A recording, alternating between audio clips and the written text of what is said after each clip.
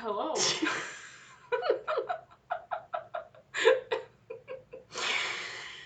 And welcome Hello. to Nightmare Hello. Nation. And welcome, where we're full of nightmares. I'm Annie. I'm Anna.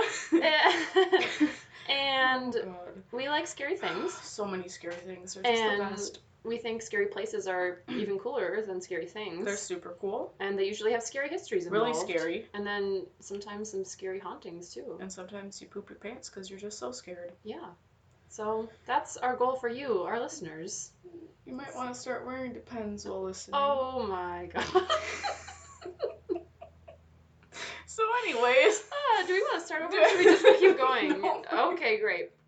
So, we're here today to tell you about a very unique location. It's super cool. It's not a building. No. It is. It floats on water. Can you guess? A boat. Oh my gosh, you're right. It's called the Queen Mary. The Queen Mary. It's pretty famous. Mhm. I'd heard of it before. I didn't really know that much about it. I saw I think BuzzFeed, like Unexplained, did an episode on it, and I saw it a while ago. So it's an interesting location because it's very rich in history, Ooh, rich but in also history. rich in death. Oh, And that's scary good. things. So we're going to tell you about the Queen Mary. Oh, and we have a special guest today. My cat, Lucy, is joining us in the bedroom. So if we get off topic, she's distracting us. Yeah, she's Sorry, just chilling friend. with us today. She's going to be our third wheel. I Yeah. guess. Yeah. She's Okay. a cheerleader. Yeah, she loves death just as much as we do. Yeah. So, Anyways. The Queen Mary. To the Queen Mary. yes. So I'm going to be going over the history, and then Anna will explain the hauntings. Awesome. So, what is the Queen Mary? Well, it's a boat, like we've established. So specifically, it's a retired ocean liner ship. So it's like a big cruise ship. Picture the Titanic. Mm-hmm. And it sailed the North Atlantic from 1936 to 1967 and made 1,001 transatlantic crossings. Oh, that's a lot. Just over 1,000. So Over 1,000 by one. by one. Yes. Epic. How sad would it be if she retired at 999? That would have been terrible. So sad. Really. Yeah. So she was pretty famous. So I got a lot of this information from the website. I think it's just called queenmary.com. So they have their own website because it's a pretty famous location, and they have like wedding venues and event centers and stuff. Yeah, you could get What? married. Why on the did I know about this? It's really cool. Oh so, my gosh. it's in California right now, just docked permanently. And you Perfect. can go visit. There's a hotel, there's restaurants, 3 world-class restaurants, apparently, Ooh, according to the fancy. website. So I got a lot of information from their own website as well as Wikipedia, as usual. Wikipedia is the main source. And according to the Queen Mary's own website, she has been long regarded as the world's most haunted ship, Mm-hmm. and was declared by Time magazine as one of Ooh. America's top 10 most haunted locations. Oh, perfect. Yeah, so it's good. It's a good one. Good. So the Queen Mary originally, construction started in the 1930s. So back in the 1930s, there was kind of a big shipbuilding boom, I guess, and like Germany had just launched 2 large-scale ocean liners called the Bremen and the Europa. And the Italian and the French were also building like express superliners, and basically the British were like, well, we don't want to fall behind, so we're gonna build one too. Join too. They didn't want to feel left out. Aww. Germany was making them feel bad, Aw, so they man. decided to build a ship as well. Silly Brits. So I'm gonna say this wrong. Cunard. No, Canard like Menards. Cunard like Menards. So they were a British cruise line, and they began construction in December of 1930 on a 75,000-ton unnamed Jesus. ship. So it started off just as an unnamed project that was known at the time only as hull number 534. Oh, okay, got it. So for context, the Titanic weighed about 52,000 tons. Mhm. So this ship was much bigger than the Titanic even, and it was Ooh. obviously, it had some more amenities and stuff because it was newer, the technology was newer. Mhm. But yeah, so it's a really big ship.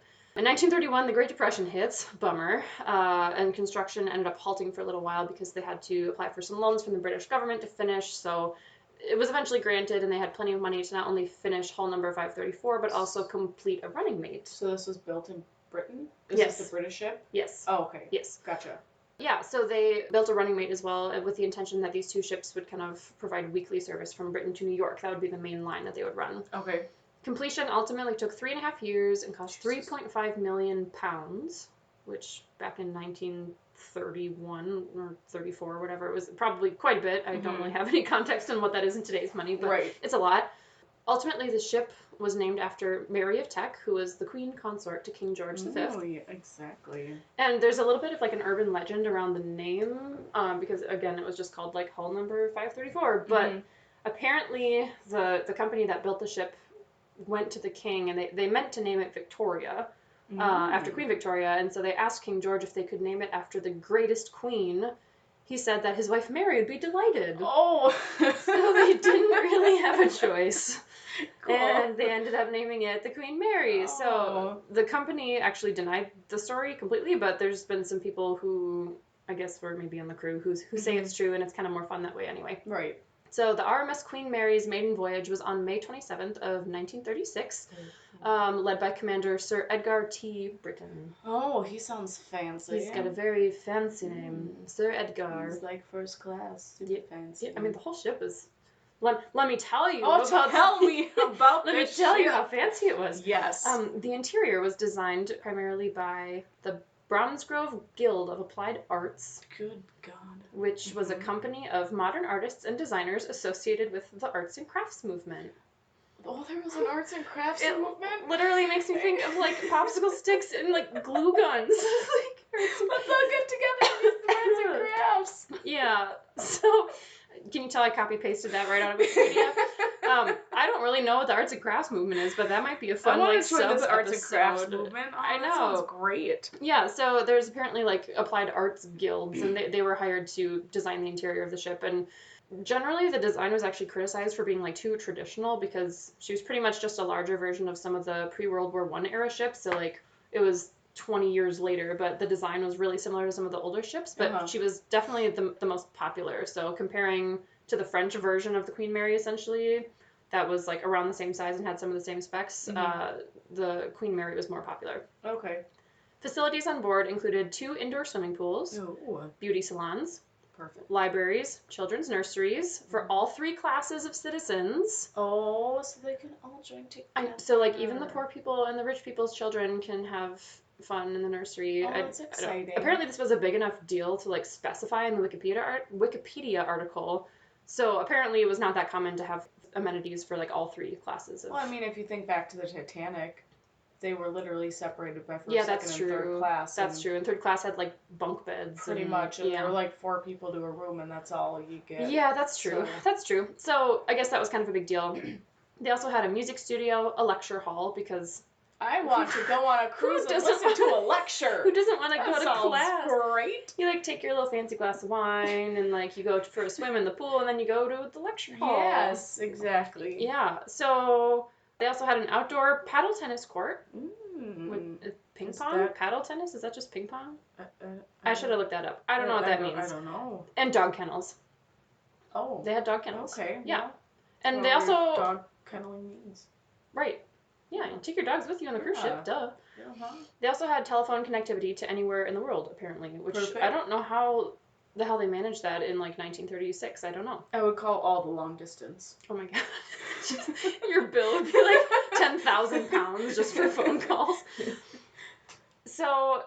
For a couple years after the first voyage, the Queen Mary was considered the grandest ocean liner in the world. She was very popular, very high class, but shortly after that, her purpose actually changed because after the start of World War II, she got completely repurposed into a troop ship. So troop ship? Yeah, she was a transport ship for troops. Oh.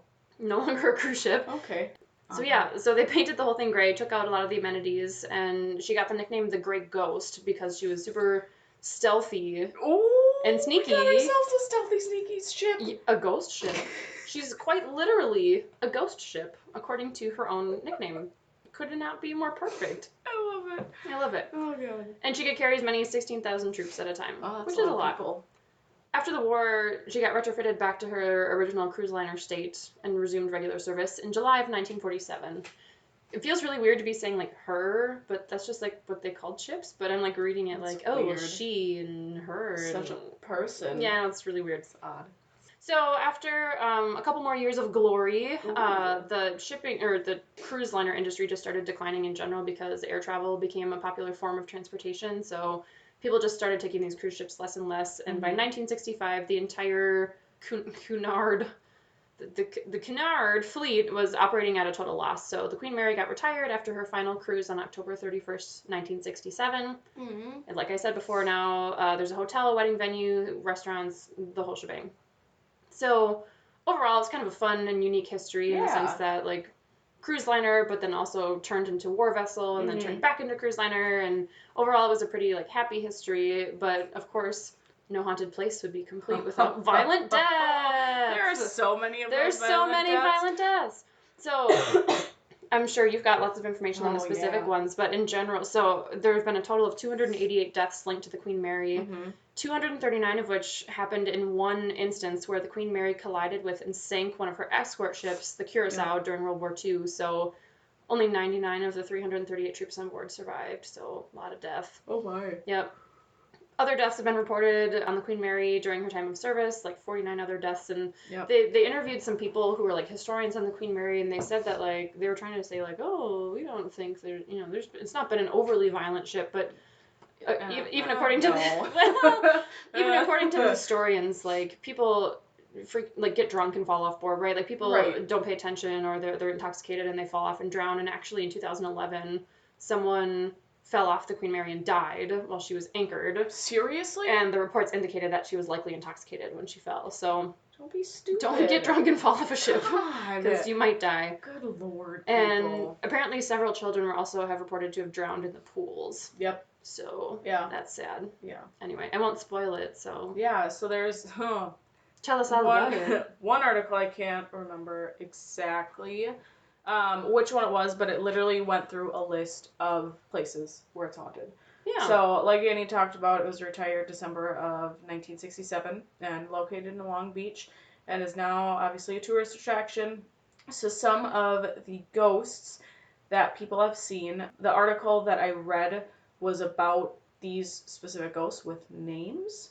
Each of them have their own names. Like nicknames? Yeah. Or like they have like historical records? Some of them have historical records. That's pretty most cool. Most of them are actual people who were on the ship who just eventually died because of things that happened. So one of them is the White Lady. So what I read, it said the woman checked in but never left. Whoa. I know, watch out. That's so dramatic. So there's just reported sightings of the White Lady floating at the end of the first class lounge called the Queen's Saloon. And there are a lot of photos and articles of the White Lady circling around, so we can possibly find some of those. Yeah. Which would be super cool. And then we have poor little Jackie. Aww. So like little like a kid? Little Jackie. Oh yeah. No. Little baby Did she drown in the pool? Torrin. Yeah, was 5 or 6 when she drowned in the second class pool. No. Yeah, she died. I thought maybe she died in the like 3rd class nursery for all the poor people's kids. She just didn't know how to swim. Her parents never taught her. That's really sad. She died. And she haunts people? Yeah. She's so mad about drowning in the pool. She's like, screw you guys. She's stuck and she's excited because she gets to play here and splash. I guess it'd be kind because of she's a ghost, so maybe she'll learn how to swim. Yeah. Is that a thing? I guess it'd be kind of a cool place to like be stuck eternally, like on a giant cruise ship where tons of people come and like do happy things like get married. Yeah. And then do scary things like go on ghost tours. Exactly. Like you get a little bit of everything. You can swim all the time. Oh, Jackie. So, poor Jackie. So visitors have reported hearing splashing, calling for parents, and they actually have responded to questions in there with like paranormal investigators when they ask questions to, it's either like little Jackie or other spirits that may be in that specific pool area. They've actually answered questions to them and have found disembodied voices. So like they've caught it on audio, like on tape? Yeah. Yep, like an EVP. Creepy. EVP is electric voice phenomenon. Thank you. You're welcome. It's what you see a lot in horror movies when the people set up all the fancy equipment in the houses and use fancy radios and stuff like that. Low recorder. Not radios, recorders. Yeah. Thank you. Or radio. I've actually seen, they have like, they call them like ghost boxes or something, or like ghost radios, where they like play radio stations at a really high frequency. Yep. And so it just like cycles through them and it just sounds like white noise, but then it'll like pick up snippets of like audio. Again, I don't really know if I believe that that's real, but it's kind of interesting. I think so, just because when you actually listen to these specific voices that actually do come through. Like, obviously, when it's going through the different radio stations, you can pick out the words that the people in the radio stations are saying. Right, like you can hear the radio people very clearly. But when the actual voice comes through, it's completely, like, it's just a completely separate sound from the actual voice box. It's like crystal clear, like not different pitch or something. Yes. Yeah. Oh, interesting. Like, so maybe I've just heard like bad the ones. the same frequency. So I think like, why they actually use it is because radio waves, I think, is more of a frequency that ghosts are able to better communicate with on that, like, sort of level. There's some, like, actual fringe science? Is that what you would call it? Like, fringe science behind it? That's a TV show, right? Fringe? Yeah. About, like, kind of weird Fringe sort of paranormal. Great. That's a great show. Don't even get me started on that topic. I know. We could talk about that for ages. But it's all about, like, that kind of, like, edge, kind of pseudo-science, paranormal-y type. Yeah. Okay, interesting. Maybe we'll do some research on why those voice boxes or whatever they call them. Yeah. You can do that. Yeah. Be cool. So another one is John Henry. So he died while working in the boiler room. How he died, he was crushed by one of the doors.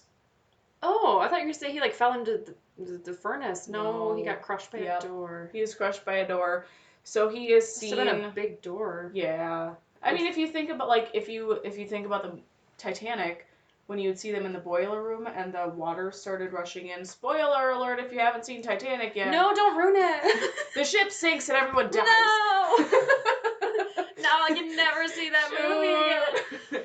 No, but when the water starts coming in, they had, like, those giant 5-foot wide doors. Yeah, and, like, super thick, like, steel. Yeah. Ooh. Yeah. So did someone just, like, accidentally, it's like when someone accidentally slams your fingers in the door, but, like, slammed his head in the door. It's just, like, completely crushed him. Oh, so that sounds like a bad way to go. Yeah. So people have seen him in they used to wear, like, blue uniforms. So they see him down there. And ghost hunters actually reported seeing his shadowy figure between the boiler room and the green room. How'd they know it was him?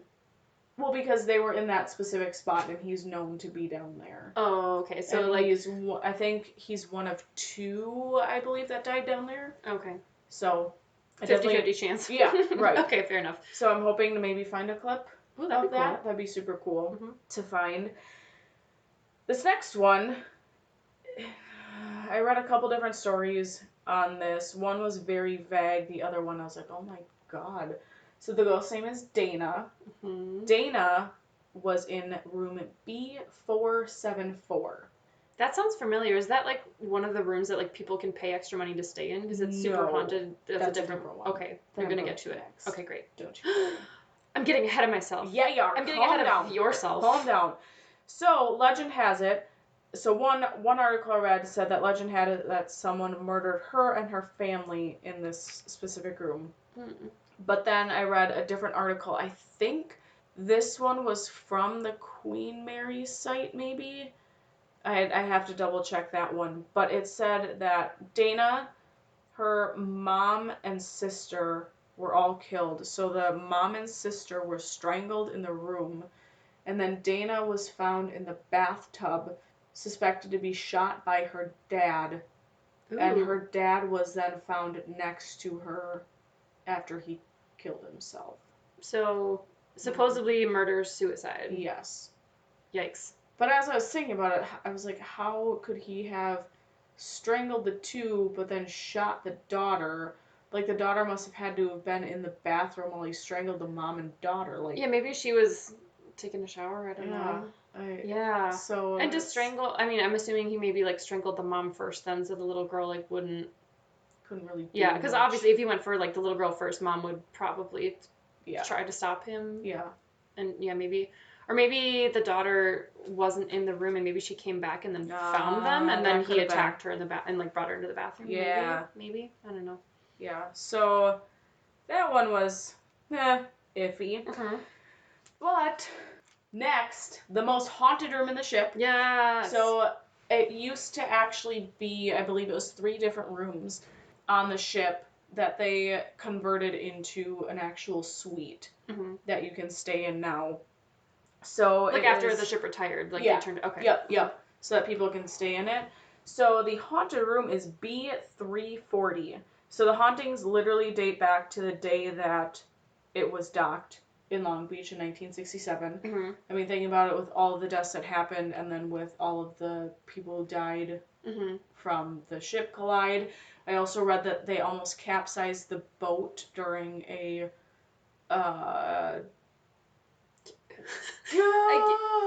storm. Oh.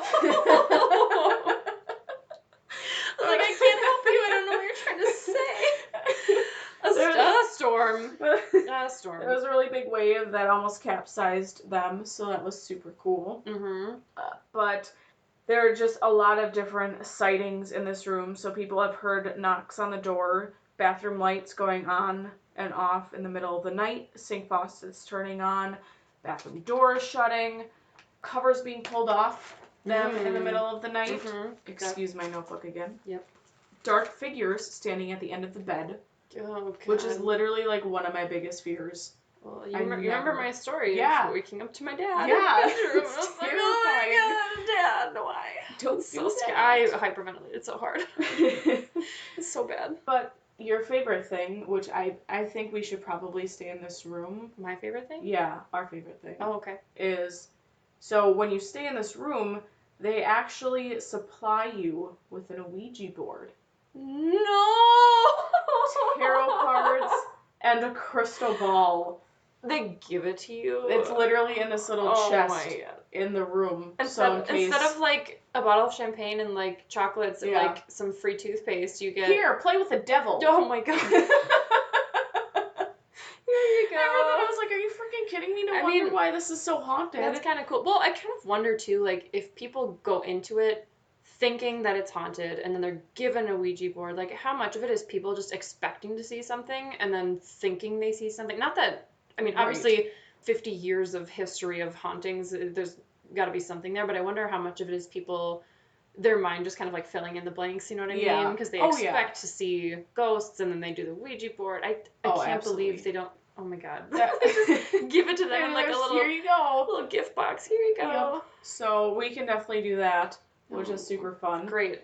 So just some other sightings that have happened on the ship. So some distant knocks, door slamming, high-pitched squeals, temperature changes, and odd old smells.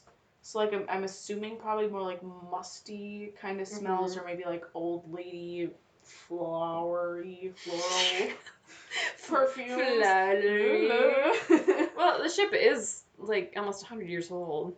Right. But at the same time, it could be just like little puffs of smell. Like, have you ever been somewhere and just like gotten a really weird smell and you're like, where the fuck did that come from? You mean like when someone farts next to you? I mean, you know, there's that. Because then there's a little puff of weird smell. You're normal. Pardon me, I'm in 6th grade apparently.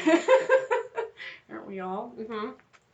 So one other report / weird thing, I don't know if it says that it's based off of a true story, but I'm not fully sure.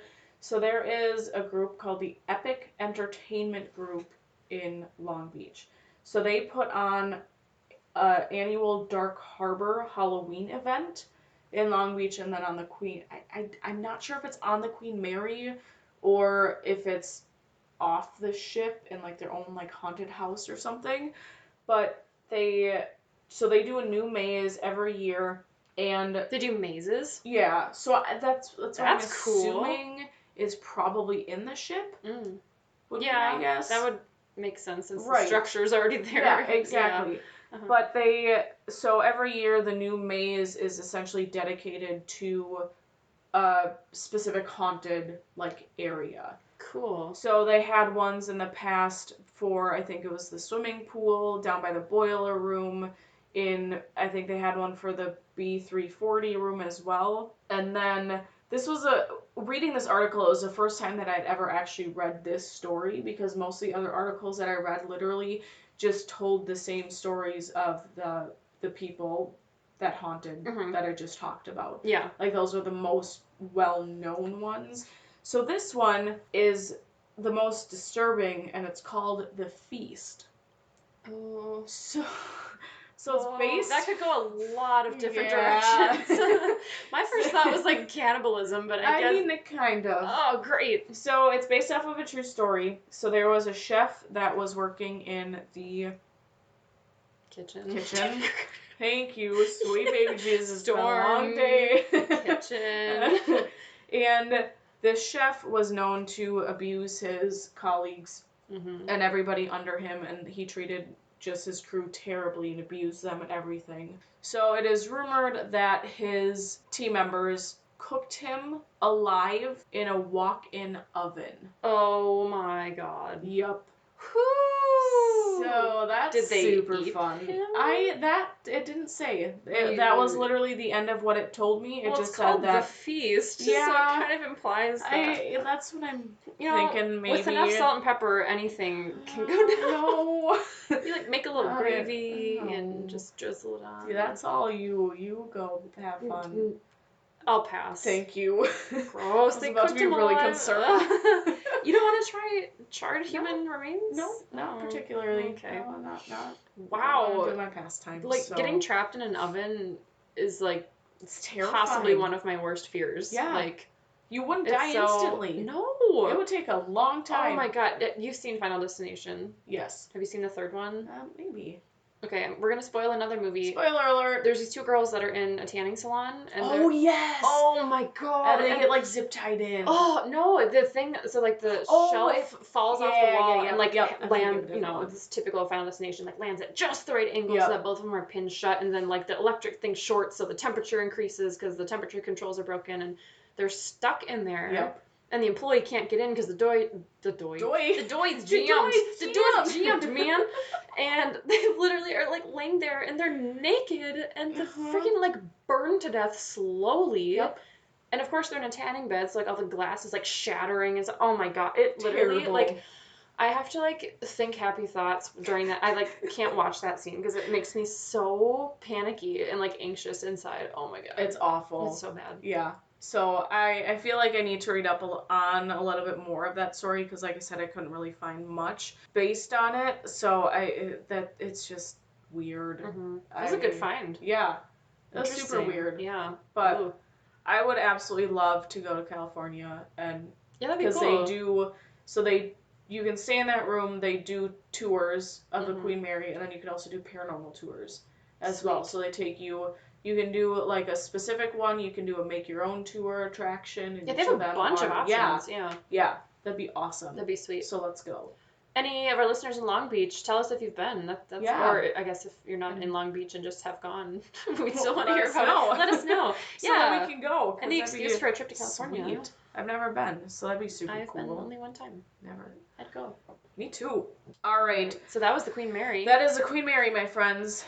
Pretty cool. Pretty cool. Different. Yeah, different. Not a house or like a jail. I mean, I feel like prisons are so like cliche for like and like haunted houses and stuff, but a haunted ship is kind of cool. I mean, I guess those are kind of cliche too, but yeah, super awesome. Not your everyday paranormal story.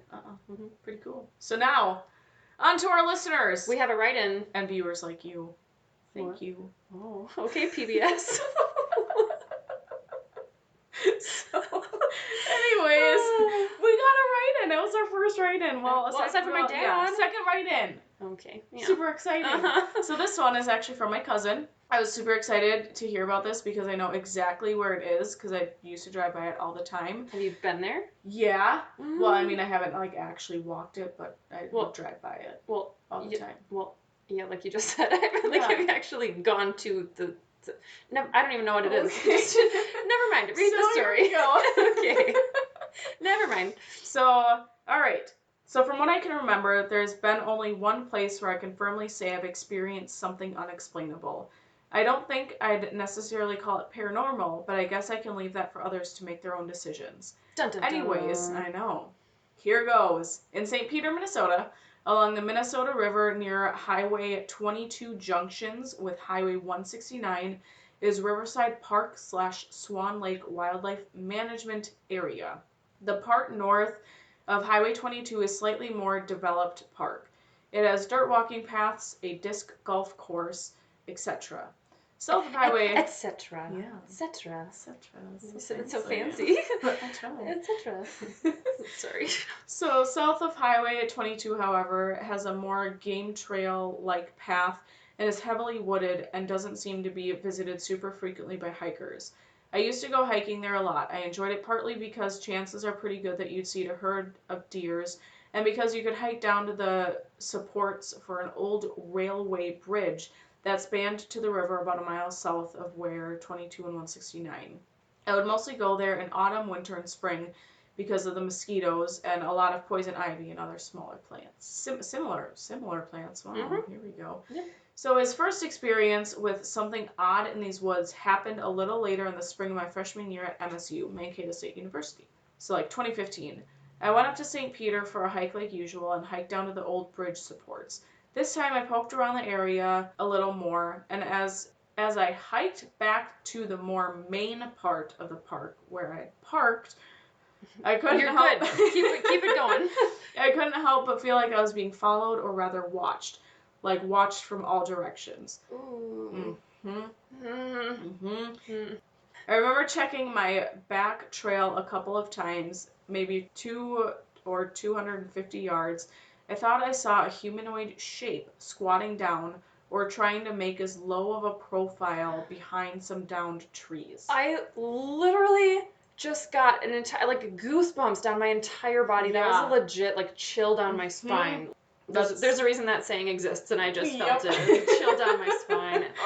It's so... that's one of my most feared things, being in the woods, is being followed. Yeah, as soon as he said it's, like, in a park, I'm like, yes, this is gonna be good. Oh, perfect. So this is why I leave people to make their own decisions, because the river typically floods every spring and knocks out trees throughout the forest. And a lot of trees are big cottonwoods, so maybe I was just seeing things because I was a little spooked.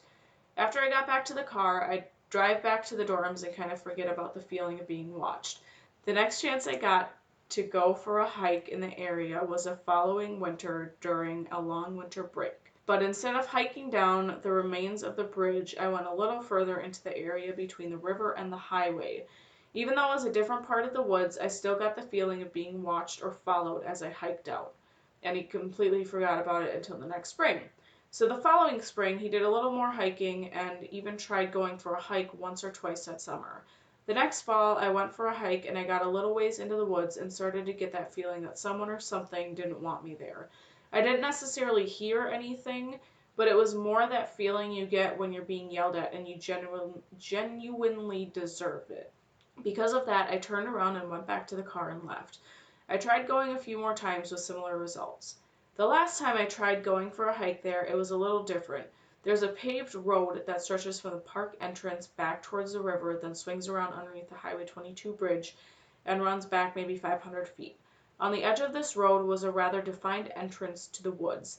On this particular occasion, I got maybe 5 feet in from the entrance and had a physical reaction. I stopped completely in my tracks and stood there. I couldn't move my head and torso around to look around, but otherwise I was frozen where I stood. I had the most intense sinking feeling in my stomach, and there was almost like a wall at the very tip of my nose, and that same but more intense feeling that my presence there was extremely unwanted and unwelcomed. Ultimately, I don't know if it was my mind doing what the mind does or if it really was something else. Wow.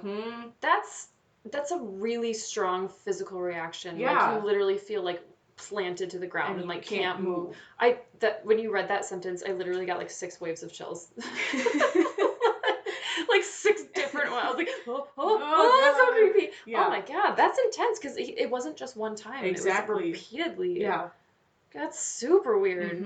And it's like, I don't know if anybody has actually died down there, because I mean, it's a river. Right. And maybe it was right by the railroad tracks. So another small child drowned in the river. I mean, it's a possibility. Yeah. But then I messaged him saying, thanks for sending in the story and whatnot. And then he said that his dad, so my uncle, pointed out that the regional mental institution is right across the highway. So I don't know if maybe someone escaped and like killed themselves, or... I mean, that seems totally possible. Yeah. I mean, we know that like asylums are like notoriously haunted because of horrible things like that, where patients die or people escape and then they die escaping, or like even if maybe no one died in the park, it could be just like bad energy from any bad things that may have happened in the asylum. Yeah, exactly. That is so creepy. So, I mean, that's definitely somewhere where we can go. Yeah, I want to like look up that park now. To see if we have the same like reaction. Let's do it. Because that'd be super cool. I mean, it's what, hour and a half away from here? Yeah, it's close. Like, we could totally do it. Drive by it all the time. We could do it as like a special. Yeah. Yeah, let's do it. You can post a video. You guys let us know. Should we go visit the haunted park? Anyway, that was a good story. Yeah. That was a really good story. It was super awesome. I got chills while I was reading it, too. My gosh, I was like, holy crap. That's super creepy. That's super weird. Yeah. But anyways, so that's all we got for you tonight, folks. Yeah, if you have a similar story or even something else. Even a very dissimilar story. Send it weird. in. Nightmare Nation 19 at gmail.com. We're so cool. We want to hear your stories. Yeah, we do. NightmareNation19 at gmail.com. Yes. Visit the Facebook page. We're still in the process of Instagram. They're being silly. It's happening. So yeah. We're also we're available on Spotify, Stitcher, TuneIn, iTunes. Yeah, check us out. If you like the show, go ahead and leave us a review, rate, subscribe, send us your stories. Do all of it. Don't use Ouija boards. Don't use Ouija boards. Never. I don't even care if you're on the Queen Mary and they provide you with the Winnie. With the Ouija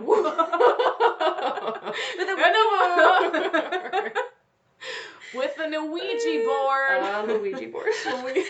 We should post that for them. Oh, we should. It's funny. Okay. Thanks, everyone. Bye. Next time. Next time will be something super scary. Yep. Maybe different. I don't know. Probably different. Yeah. Just wait, friends. Don't get haunted. Nope. Don't get... That's all I got.